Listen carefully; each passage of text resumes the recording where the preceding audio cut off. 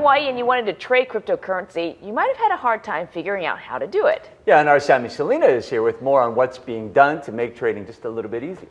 Samie? Hi, good morning. We're actually joined by Ryan Ozawa. He is a tech expert, and he is also with the Digital Currency Innovation Lab. Ryan, thank you so much for joining us. You know, some lawmakers say that Hawaii is one of the worst places to trade for cryptocurrency in the country. Could you explain why some people have that opinion? Unfortunately, it's not a very contested opinion. It's not that we passed laws specifically to ban cryptocurrency, but we interpreted existing laws in such a way that companies that allow you to exchange American dollars or US dollars to crypto cannot operate in the state, or at least choose not to operate in the state. So what can folks do, or what can the state do to make Hawaii a little bit more crypto friendly?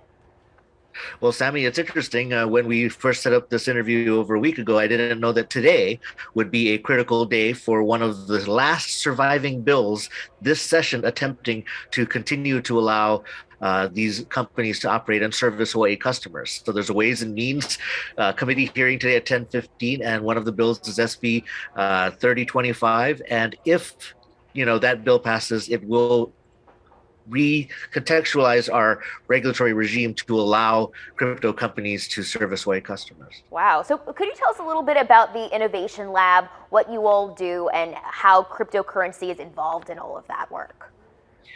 Absolutely. So again, Hawaii law is currently interpreted to prevent these kinds of transactions or these companies from operating here. So the Digital Currency Innovation Lab is a partnership between the HTDC and the State Department of Financial Instruments, the organization that actually regulates financial industries here in Hawaii. And they have actually been running a pilot that allows about a dozen companies to operate in Hawaii in exchange for data as to how many Hawaii customers are using it. We've seen during this pilot over 70,000 Hawaii residents participate, over $1 billion in transactions. So clearly this is not a fringe thing. It's not just your geeky neighbor in his basement that's doing this. And the real intent of that lab is to make it comfortable for legislators to allow more of that activity here in Hawaii. So we know that sometimes cryptocurrency can be volatile. I mean, can you recommend that someone looks into this and eventually could invest in something like this? I think all investments you should consult with a professional. Certainly I am not one. And I will agree that cryptocurrency is much more volatile. I mean, we're talking about a kind of holding that went from mere cents 10 years ago to $40,000, $60,000 this year in recent years. So it's not a safe and calm investment. Your risk tolerance has to be high. And as they always say, don't invest more than you're willing to possibly lose. All right, Ryan, thank you again for joining us. We really do appreciate it.